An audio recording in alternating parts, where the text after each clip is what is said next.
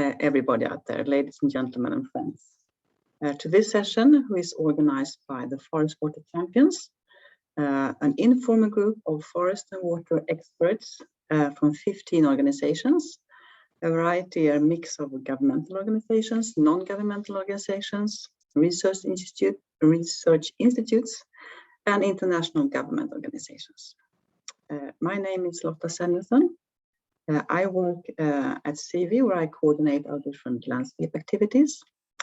And together with FAO and IUCN, we initiated this group of experts in 2017.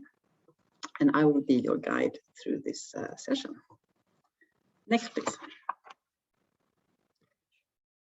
We formed a proposal for an interactive session at World Water Week because we wanted to share some important messages that we got from a series of webinars during the year on how the linkages between trees and water support biodiversity, climate change adaptation and mitigation, and agroforestry. We want to share those messages, but we also want to broaden our own thinking by discussing these messages with you in our breakout session. So we will do some stock taking and take good notes of what you think and the input that you give, so that we can take that with us when we formulate our messages for COP26 in Glasgow this year, and also for other policy processes like the CBD and the Biodiversity Congress. Next, please. So this is the outline of this hour, short, brief introduction to the Forest and Water Nexus. We will have a keynote by Professor Arina Creed from the University of Toronto. Then Maria Lindelien will share the messages from the webinars. Then we will have the breakout session. We will do talk from you in the audience. And then we will have a summary and a wrap-up from James Dalton, who is Director of IUCN Global Water Program. Next, please. So, very shortly, why forest and water? Why did we form this a group of experts to care explicitly for this nexus? These interlinkages between trees and forests, they are biophysiological processes which are really fundamental for the water cycle. And managing these links, trees, forests, and water in the landscape, is crucial to have productive, resilient landscapes that provide water and food and raw materials for households and industries. But we believe that these interlinkages are not enough known, and they are not enough considered in either in management or in policy processes. When it comes to landscape management, to forest management, or restoration initiatives, or in policy processes, nor national processes or international processes. So we formed this group to agree upon and communicate strong messages to local, national, and regional authorities and policymakers, practitioners, project leaders, for the how to manage these linkages and the importance of doing that for the benefit of people, ecosystems, and economics. We have posted some of our briefs and also research papers that we from others that we believe kind of support the messages that we give on the Pathable site under files. So there you can find some of the things that we are communicating and also some of the scientific background on that. Next, please.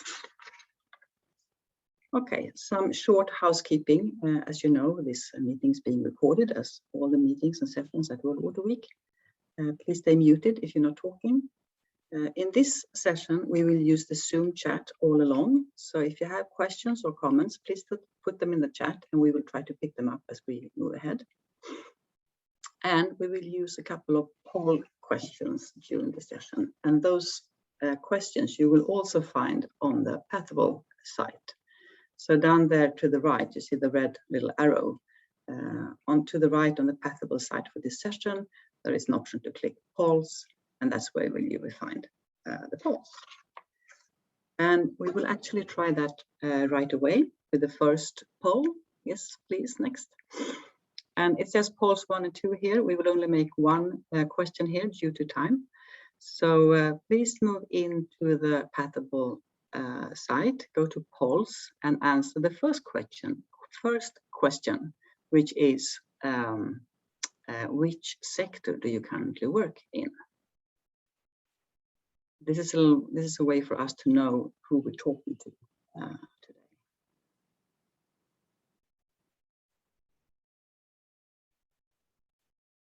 So let's see if we get some answers.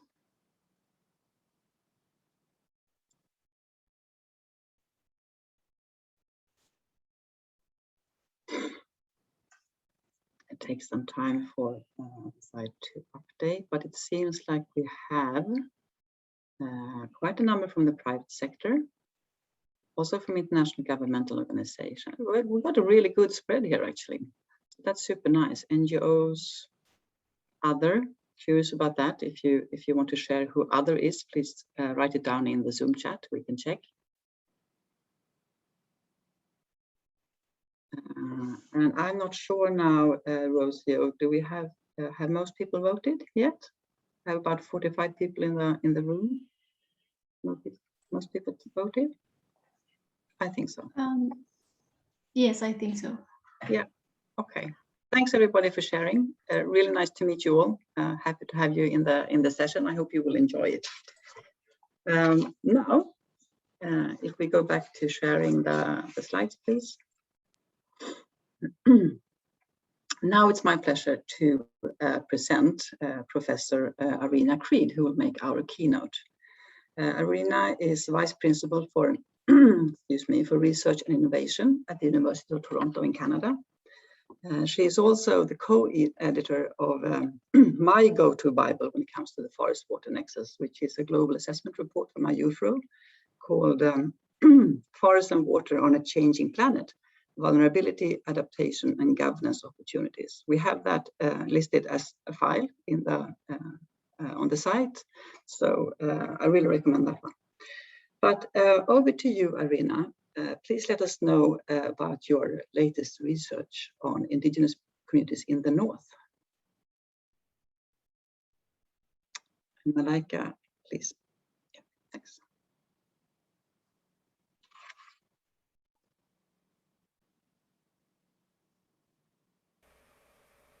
Good morning, everyone.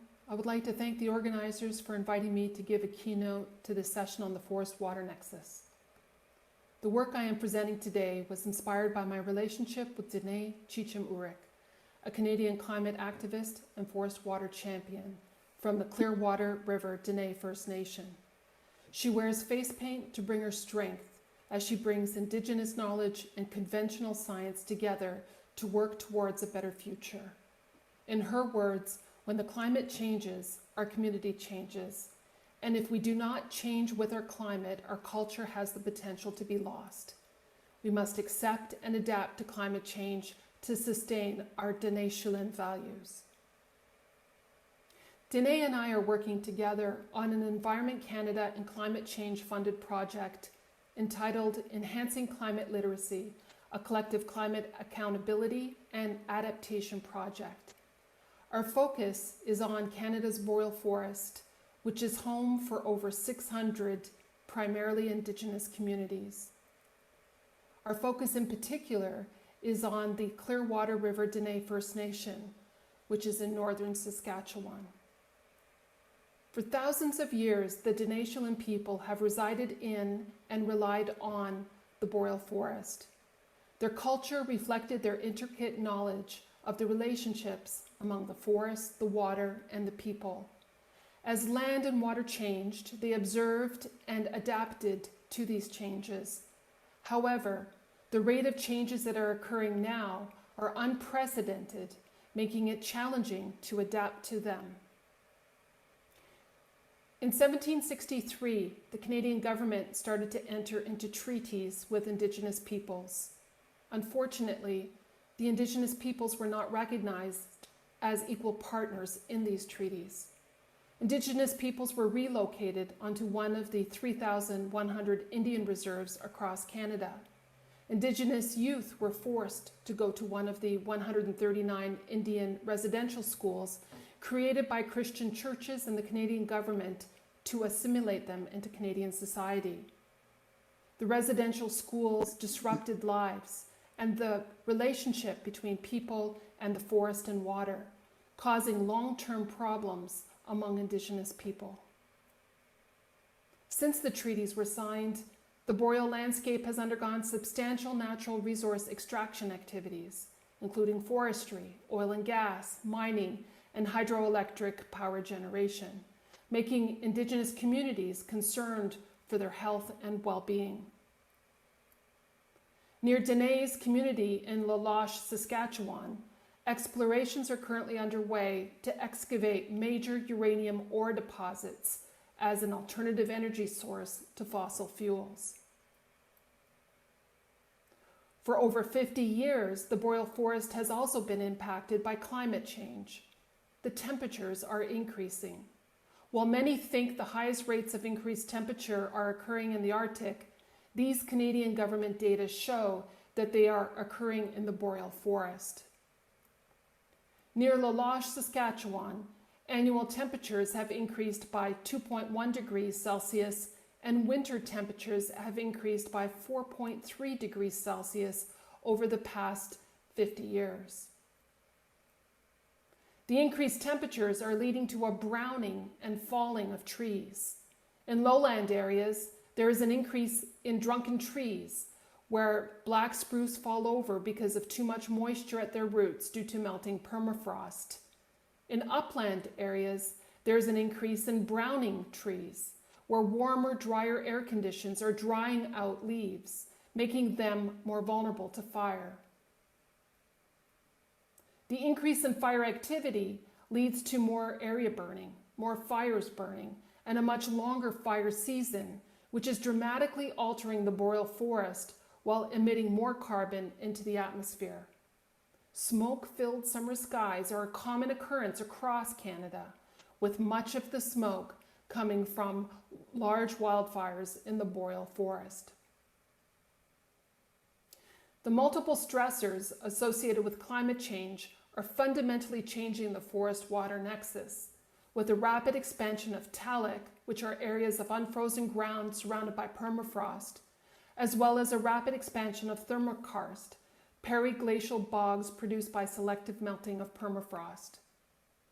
The watershed hydrology is also changing, with changing flow paths that will affect not only water quantity, but water quality. As stated by this Indigenous Peoples Advisory Consultant, the traditional way of life of Indigenous peoples has contributed little to climate change, yet they are the most adversely affected by it. As seen in their Canadian Wellbeing Index scores, Indigenous communities in Canada's boreal forest have among the lowest level of well-being among all Canadians. Because of decisions made by the Christian churches and the Canadian government, the Indigenous communities have shifted from being extremely independent to extremely dependent. Understandably, faced by many social and economic issues, climate change and the need for climate action is not a priority for most of these communities. Despite their history, the Clearwater River Dene First Nation wants to contribute as equal partners to Canada's responsibility to lead on climate action. We have come together, Indigenous youth and scientists, to work on the Enhancing Climate Literacy Project. Our goal is to create a new generation of climate leaders who can lead pathways to sustainability of the boreal forest and its waters in the face of climate change. We believe there are 3 actions needed for collective climate accountability and adaptation. The first action is climate literacy. Our understanding of the forest-water people nexus will benefit from multiple knowledge systems, local, Indigenous, practitioner, and traditional knowledge, as well as social science, natural science, technical, and transdisciplinary knowledge. We are exploring if there is a common language amongst these different knowledge systems, or if they can be integrated into unrealized knowledge. If there is unrealized knowledge, we will weave these different knowledge systems together to explore how the landscape has changed in recent decades, the implications of these changes on Indigenous lives and livelihoods, and the importance of creating an Indigenous-led climate adaptation strategy. The second action is climate science. Forest and water are inextricably linked through their multiple functions and associated services. Different forest types, whether they are aspen, which dominates near the southern boreal tree line, or black spruce, which dominates near the northern boreal tree line, will influence the water. The trees and waters have memory. They tell us stories about our climate conditions from thousands of years ago to present conditions, and their influence on the forest-water nexus. Using information archived in tree and lake sediment cores, we will establish how this relationship has and continues to change. This figure shows the current forest gradient from the southern to northern tree line of the boreal forest. Building on the need for climate literacy, we show in black how scientists talk about climate change, and in green how communities talk about climate change. We are working with the Dene people to understand the implications of the combined changes in the forest-water nexus to their culture, particularly through hunting, trapping, gathering, and fishing activities. As the forest-water nexus transitions, the community remains in place. We will work with Indigenous elders to explore how the transitioning forest-water nexus will influence the Dene culture and, by extension, their health and well-being. The third action is to empower the communities to act and adapt. We are helping communities slow down the rate of climate change by empowering them to lead reforestation efforts using climate-resilient trees. We are helping communities adapt to climate change by empowering them with integrated knowledge systems that will enable them to predict and adapt to the new forest-water nexus. The current state of well-being of Indigenous communities is not acceptable, and it is expected to deteriorate further in the face of unprecedented changes caused by climate change. While Indigenous nation building may improve their current state, Indigenous nation building alone will not be enough because of the impacts of climate change. What some Indigenous leaders want is to integrate the multiple knowledge systems to enable them to adapt to climate change and thereby leapfrog to become more resilient. Our project is about collective action for climate change adaptation. To protect our future, we must work collectively for our future. Thank you.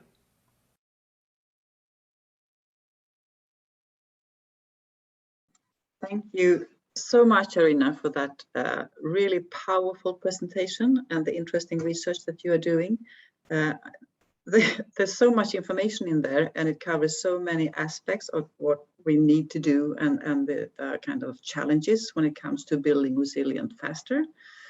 And it really shows that we have lots to improve, not only regarding the forest-water nexus, but also regarding including all stakeholders in the landscape. I have a follow-up question, and that is if you believe that the Dene people, if they do get empowered, do you think they would already be aware of the forest-water nexus and how it contributes? Do you think they would kind of acknowledge that due to maybe Indigenous knowledge, experience? And also, how do you think if they do so, that would actually improve, for example, their livelihoods, which seems to be super important? Well, thanks a lot. I would say that I can't give you a homogeneous answer, that many of the Indigenous elders have an intricate knowledge of the forest-water nexus. They understand how when the forest changes, the animals change, and as the forest changes, the water and the water quality changes. But much of that Indigenous knowledge is being lost. And it's being lost because of the disconnect I spoke to of the younger people as a result of the actions by the government, but also the fact that they are facing severe social and economic issues. But this is not intended to be a message of despair, and quite the contrary. It's a message of hope, because there is this resurgence among Indigenous youth that want to change their recent past and go back to their intricate knowledge of the land-water nexus. And they are working with scientists, and some of the recent science outcomes, especially with their knowledge of aspen trees and how they can be much more resilient to fire. And they want to work that knowledge into their own land by taking charge of reforestation efforts that focus on the more fire-resistant aspen trees, which also provide huge carbon storage. And so I think they're feeling empowered now. And the only thing linking back to the changing climate and changing culture is that as you change those trees, you will, the animals and the cultural practices of hunting and fishing will also change, but they will be part of that change and they can influence it. And that in turn will empower them moving forward. Yeah. Wow, I really look forward to kind of follow that project. Thank you so much. We need to move forward due to time. But please stay tuned with us, Arina, and maybe you can join one of the groups. That would be super interesting, and also have you in the conversation. So next slide, please, Malaika. Because now I would like to introduce Maria Lindelén, who works at IUCN Global Water Program, and she will give a summary from those 3 webinars that I talked about in the beginning of the session. So Maria, please go ahead. Thank you, Lotta. So as Lotta mentioned, the Forest Water Champions organized a series of 3 webinars between October 2020 and June 2021 to examine the potential of forest water interactions. The topics of these webinars were closely linked with current global policy dialogues, with the aim to provide additional context and solutions to the various issues addressed with the forest water nexus lens. The first webinar focused on the forest water nexus supporting biodiversity and came in the weeks following the UN General Assembly on biodiversity. This webinar highlighted how forests and waters are essential as habitat for diverse biodiversity and for regulating climate, contributing directly to human resilience. The webinar concluded that failure to consider the hydrological functions and water services that ecosystems provide are putting the goal of the UN Decade on Ecosystem Restoration at risk. We need to find solutions for integrated forest and water management in landscapes and watersheds, and improve our ability to design, implement, and learn from landscapes approaches that both rely on and impact the relationship between forest and water. More research and monitoring of forest-water interactions in multifunctional landscapes is essential and should be a requirement of restoration and landscape initiatives. There are solutions, but unfortunately, often their mainstreaming can provide bottlenecks where things fall short. And despite the development of excellent tools to support this mainstreaming, they are not often not elevated to the levels needed to also impact national and international policymakers. Thus, the key to bend the curve for biodiversity loss and ecosystem degradation lies in the ability to move beyond administrative barriers and be aided by those stakeholders that have already adopted systems thinking to elevate these processes to the appropriate policy level. The second webinar followed the 5-year anniversary for the Paris Agreement and looked at the questions of, are forests crucial to reaching our climate targets?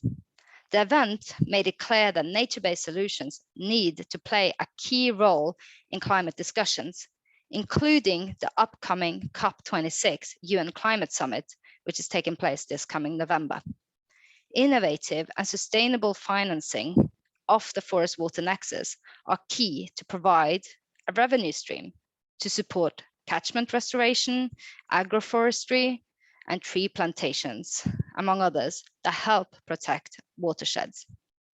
This can also reduce soil erosion and increase the efficiency of hydropower, contributing to mitigating and adaptation strategies related to climate change.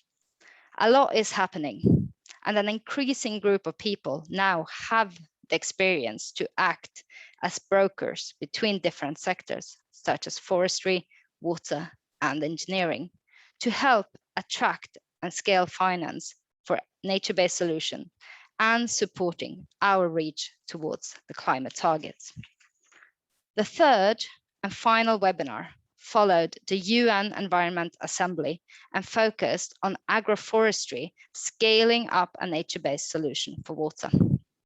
It concluded that agroforestry is a collective term for different complex systems, but the complexity should not be seen as a deterrent, rather an opportunity to apply a water lens to landscape management.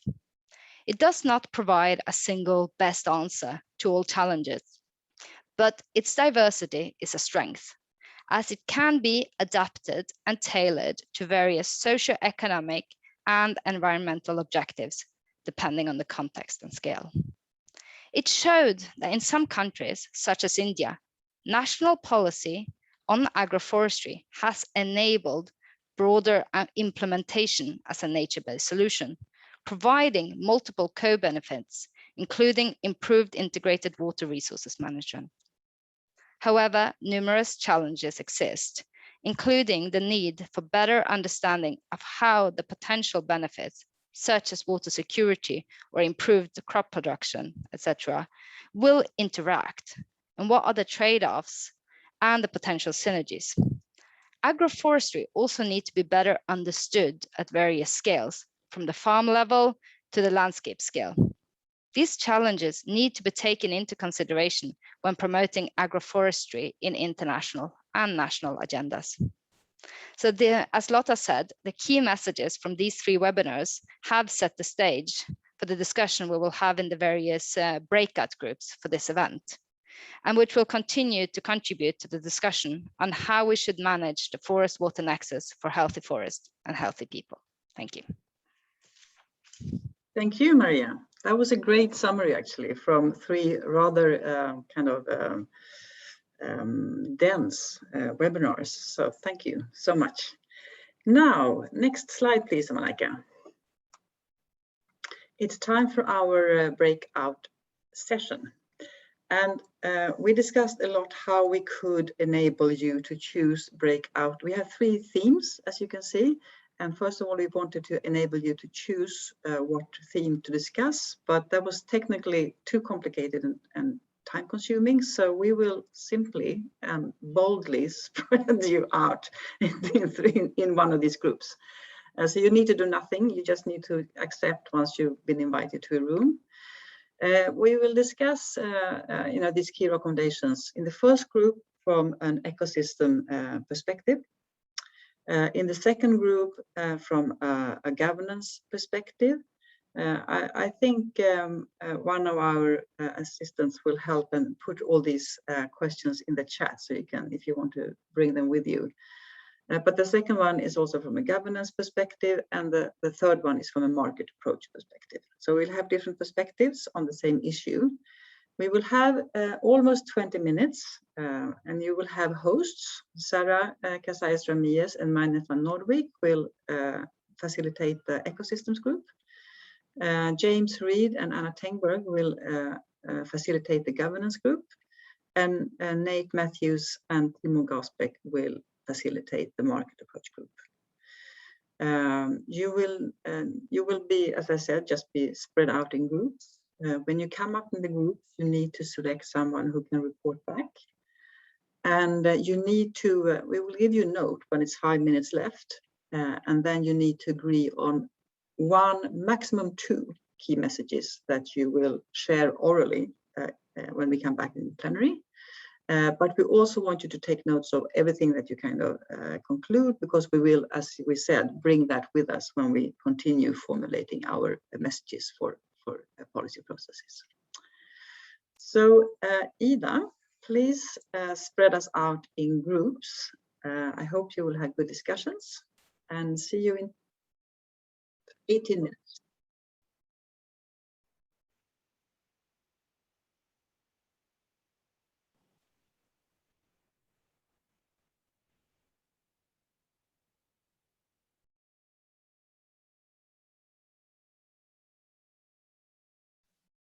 Okay, welcome back, everybody.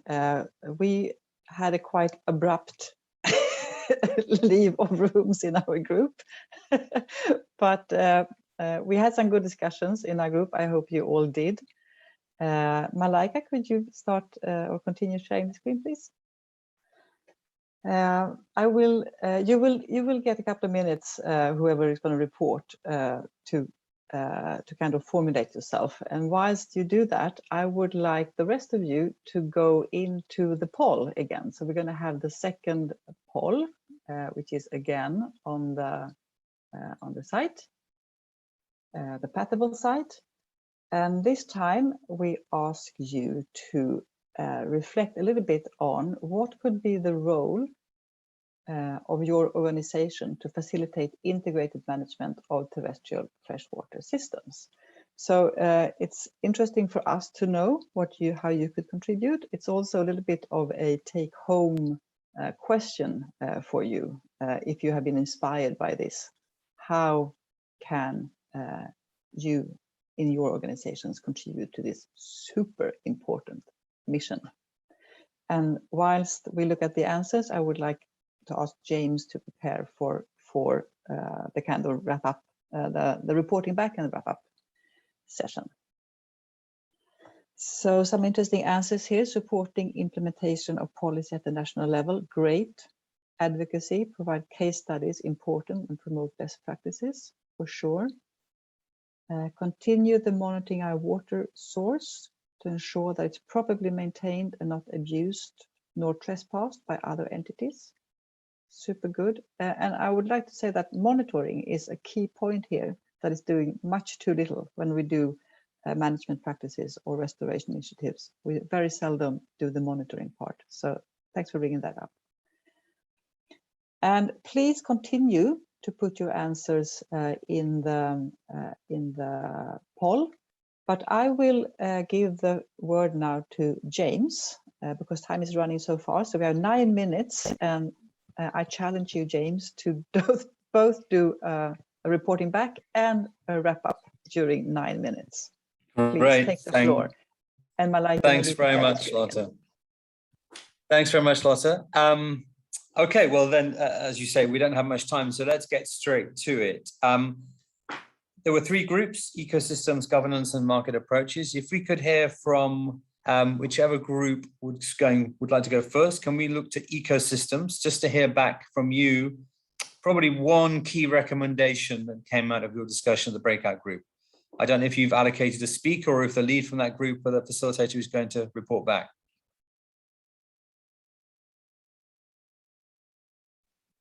We asked Maine will do the reporting back.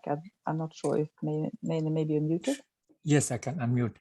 Yes. There we go. No, yeah. So our overall discussion was that integrated forest water management can contribute to ecosystem service and fair societies under specific conditions. So on the positive side, we have examples where that integration is easily said than done. It involves many types of forest, many types of water in a local context, and it requires integrating diverse knowledge systems, as Irina also highlighted. And on the more challenging side, we see that the complexity can be challenging and the details of local context matter. There are no silver bullets in this frame. It does require going into the depth of specific context. Thank you. Great, excellent. Thank you, Maine. Okay, let's hear from the second group on governance, please. Who's reporting back from there? One key top recommendation. Hi, James. It's James here. We didn't quite get around to identifying a volunteer to report, so I'll do the job. We had a great discussion, some really important points raised. We were focusing on what governance principles could be used to better engage marginalised people to make more equitable decision-making processes. And we developed a whole list of principles ranging from participatory, transparent, to things like humility, authenticity, reciprocity, responsive, adaptive. So a really great list that we plan to develop further as we move forward. But we really stress the point that these marginalized vulnerable people need to be engaged from the design process. So when we're trying to build lists of principles, they should also be part of those discussions. And then they should also be part of the monitoring and evaluating process. So once the principles are decided and the criteria selected, how do we then measure the process? And it's important that there's an inclusive process there as well. Yeah, that's it. Thank you. Great. Thanks very much, James. And then to group 3 on market approaches. I believe it's Panay. Yes. Panay, okay. That's gonna be me.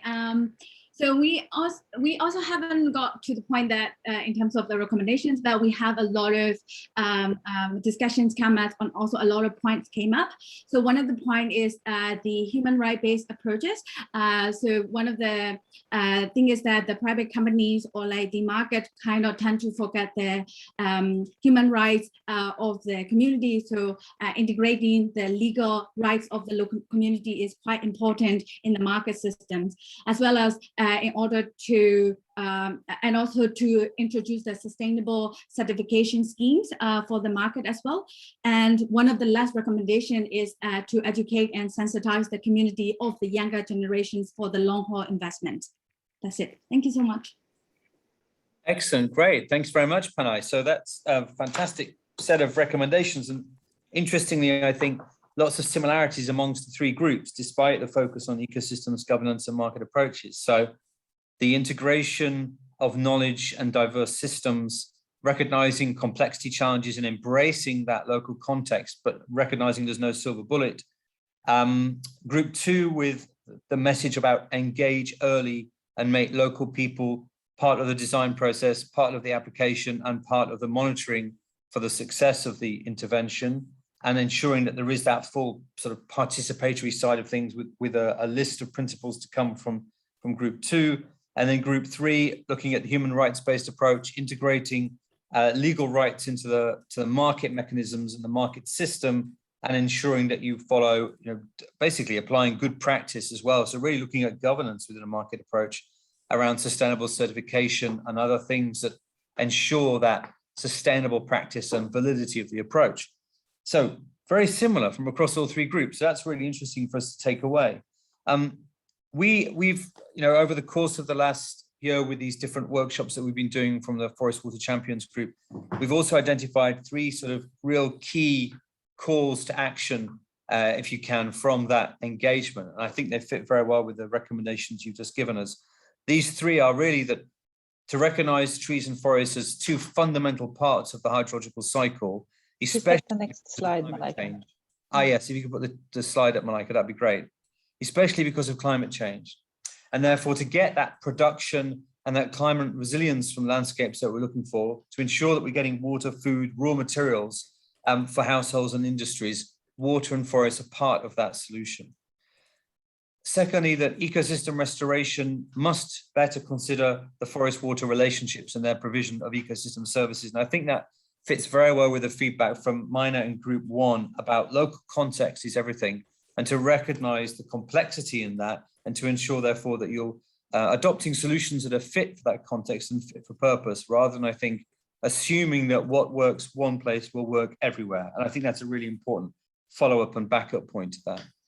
And then finally, that forest water management should be integrated into broader landscape approaches that acknowledge the multifunctional and the plural values and objectives that people are searching for from landscapes and river basin management. Often landscape approaches are looking very much at the agricultural and the conservation approaches and the extraction of those resources or the protection of those resources. Whereas water is looked at quite differently. It's often managed as a resource, not often managed as a habitat that supports those landscape benefits and landscape needs as well. So with that, I will draw that side of things to a close. I want to give you a bit of an update that there will be a report from this session. It will appear on the Pathable website where you joined this session. So just keep an eye out for that. We'll make sure that people are aware of it and that we can promote that out. And we hope to prepare a policy brief from this conversation, from these messages that you've given us, that we'll prepare for Glasgow for COP26 in November. So with that, I want to thank all of the organisers, to the support from Pathable, and to all of you for joining us on this Friday morning. Thank you very much for the session and have a good rest of your day. Thank you. Thank you. Thank you. Thank you, everybody. Thank you. So Thank you. nice to have you all here. Then Malaika, last slide, please.